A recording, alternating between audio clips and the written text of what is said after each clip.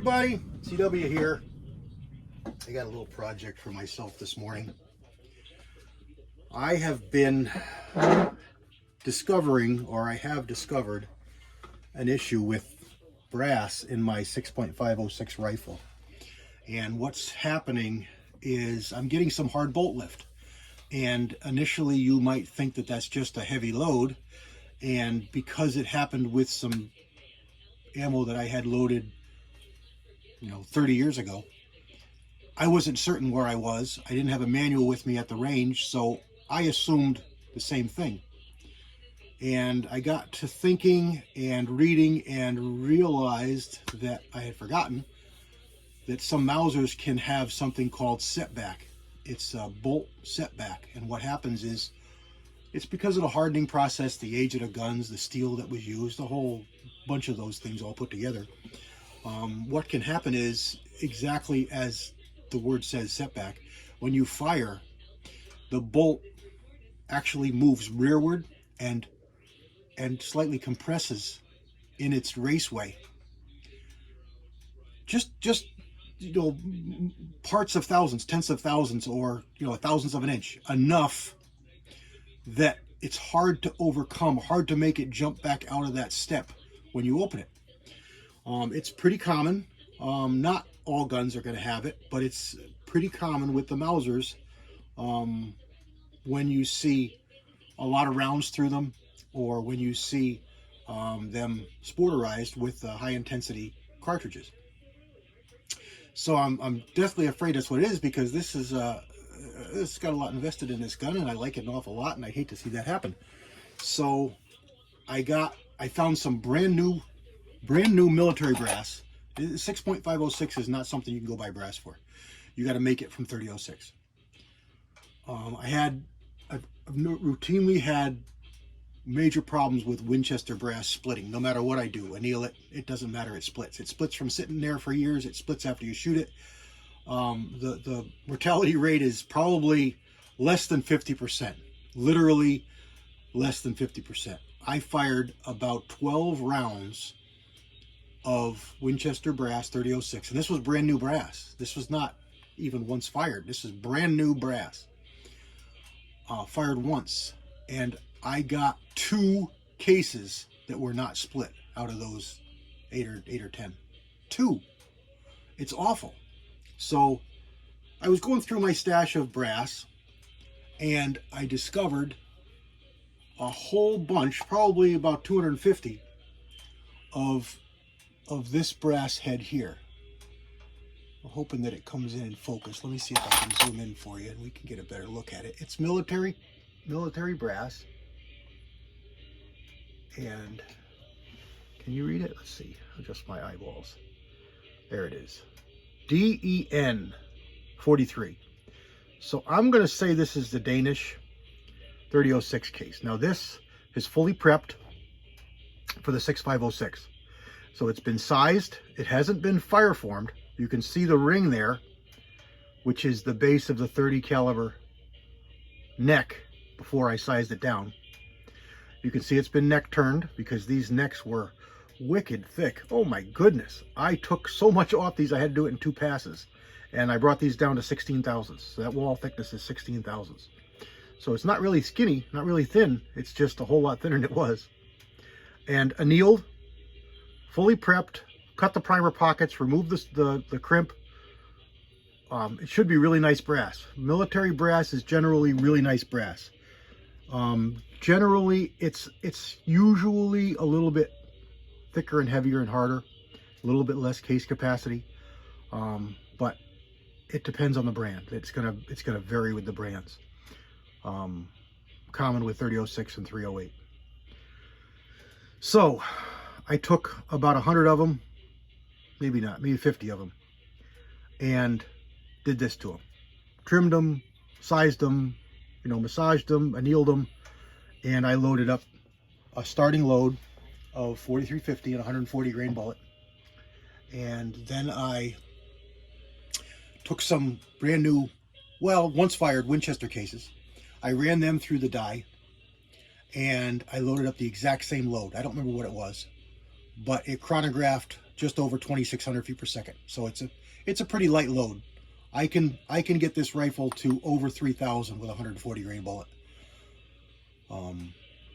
So it should be it is a pretty light load. I know it's not overpressure by any means. I fired 3 rounds, 3 of that load with this brass. And the first one was difficult to raise the bolt. The second one was a little more difficult. And the third one, I had to hit it with the palm of my hand to get it to open. So I was really concerned. I reached in the box and I grabbed the 3006, the Winchester load, 3006, exact same load, same bullet, same powder charge from the same can with the same primers, everything identical except the brass. I fired my first shot. It was 26-11 over the chronograph. The bolt lifted like butter. I fired another one. I fired 4 more for a total of 5. I averaged, I want to say it was 26-15, 26-17, something like that. So it's a light load, and every single one of them bolt lifted perfect. So I'm a little relieved. I believe that my problem is the brass. I thought that I had it licked when I found that these necks were so thick and I reduced them down. I'm going to say they were probably 24, 23 thousandths thick. That's thick. I don't know what they were in 30 caliber. I don't know what changed, but anytime you form a case and reduce it down, that brass has to go somewhere. So you're going to get thick and inconsistently thick necks. So anytime you're taking another case and bringing it down smaller, you really, really want to neck turn it. Whether you inside ream it or outside turn it, you really want to adjust it because that brass has to go somewhere. When you're necking up, let's say you're making Whelen cases, the brass is going to thin because it's going to stretch. So you're not going to have that kind of problem. But you will still have inconsistent neck thicknesses. So it's still a good idea to neck turn or ream any case that you form. Now it gets more important with cases like 300 black, where you're actually using the walls of the case in its original chambering as your neck, because this is a drawn case, okay? This is a slug of brass that's drawn to make this cartridge or this piece of brass. So it's very thick at the base. It's very thick through the web. You can see the ring there.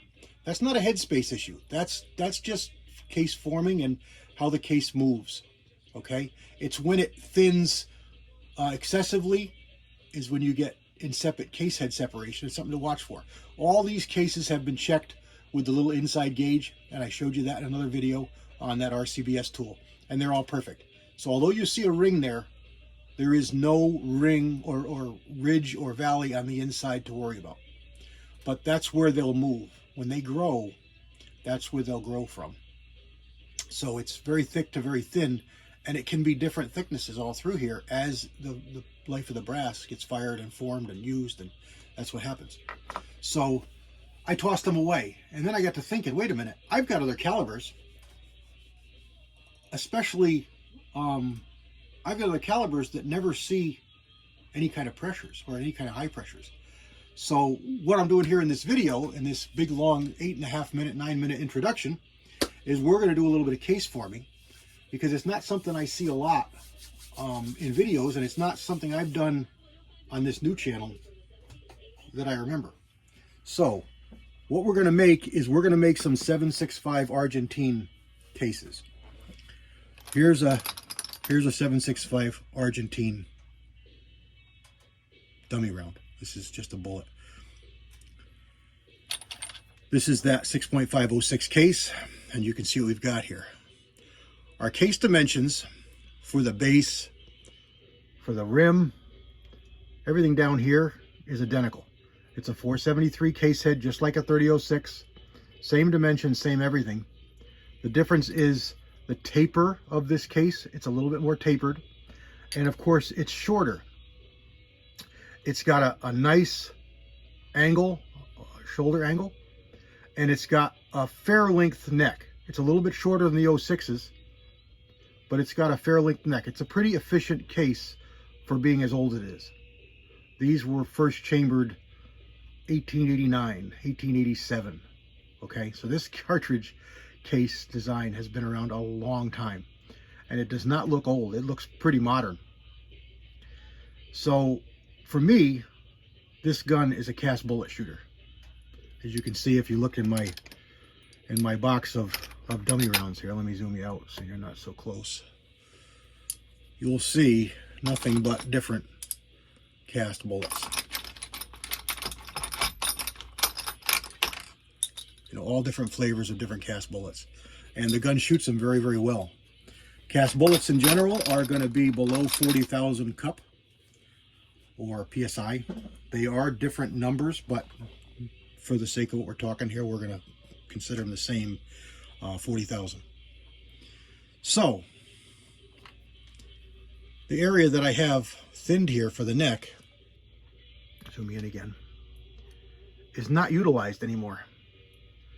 So there's the neck. It's almost going to be right there at that line, which is the old neck base of a 3006 when it was a 3006 case. It's going to be cut off about there. So here is a another piece of formed 765 brass. Let's get rid of this 6.506 for a second. This is a new formed case using 6.506 brass. Here is an existing formed 765 Argentine, and you can see it's going to get cut almost exactly on that line, maybe a little bit below it, meaning everything we did out here is going to go in the brass bucket. It's going to be trash. I will return these necks. This one here is a dummy because of that teardrop. That's a hydraulic dent from too much lube. I'll show you how to eliminate that and what to look for that with what we're going to do next. All right, this is perfectly good as a dummy. I just wouldn't load it, and the reason I wouldn't load it is because it could have a failure there. It's very possible that it would just blow out and be fine, but these cases are cheap and plentiful, so there's no reason to take the chance and try and use it. But I save it for use as a dummy. If I get a new bullet that I want to try, I want to make up a dummy, it's perfectly good for that. It'll go in and out of the gun and close and be fine, and it'll give me a case length, it'll give me a size of a bullet, it'll give me everything I need as a dummy round, and it'll never get fired. So don't necessarily toss bottleneck cases away when you get little wrinkles like that. As long as it'll still go in your case gauge of your gun, you can still have use for that case. All right, let me back you out here and let me show you what we're going to do. Let me stay zoomed in for just another second. This is Imperial sizing wax. It's a little more expensive. You can certainly use other things. It's not a requirement. For me, I do a lot of case forming. I have a bunch of calibers that I form from other calibers. This is the lubricant for case forming. So buy yourself a small tin of this if you've got any case forming to do. Maybe just use it for case forming. But I know you'll like it because it works. I've used it for decades. It's awesome stuff, and you do not use a lot. The key to eliminating those dents is to keep the lube off your shoulder. You don't want lube on your shoulder. I also removed my stem for decapping from this die. We're only going to use the external surface of the die. We're not going to pull a mandrel back through this. A couple reasons. 32 caliber is what this is, or a fat 30. It's going to be quite forceful to push this through. It's going to tax your press, your arm, your bench, everything. There's no reason for it. This is all going to get cut off. We don't need it. It doesn't matter. So we're just going to lube this case. We're not going to worry about the neck on the inside. We're going to lube the outside of this case. We're going to run it through the die, and we're going to pull out a long 765 case without the use of that decapping pin. All right, here's what we do. Just pat your finger on there. That's the amount of lube you need for this case. That's it. Just pat your finger on there. Go around here and all the way down and around to the base. Use your fingers. It does not take a lot. You're holding with a clean hand your neck and shoulder so that the lube does not get on there. Take it and place it in your regular shell holder. I'll quickly go over die setup.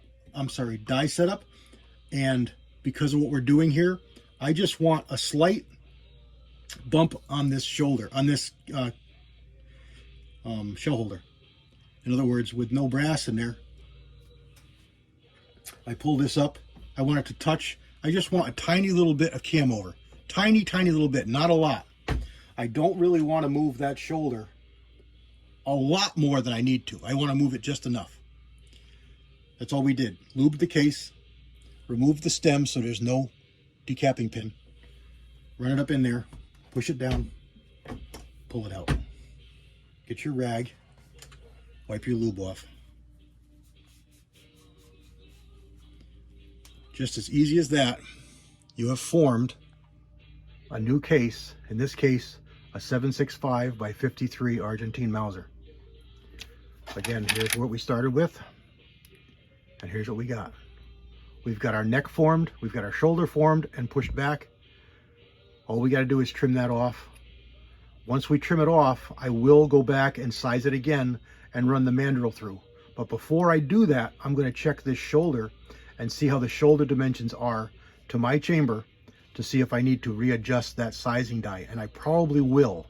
I'm expecting this shoulder to be out a little bit, and I'm expecting to want to push it back a few thousandths. That'll make a perfect case for my chamber. It'll utilize this brass that was going to be thrown away and useless, because it really should be good brass. So there you go. That's case forming. That's how I do it. There's other ways, there's other methods. This is how I do it, how I've done it, and how I prefer. I hope you found it educational. God bless everybody. CW out.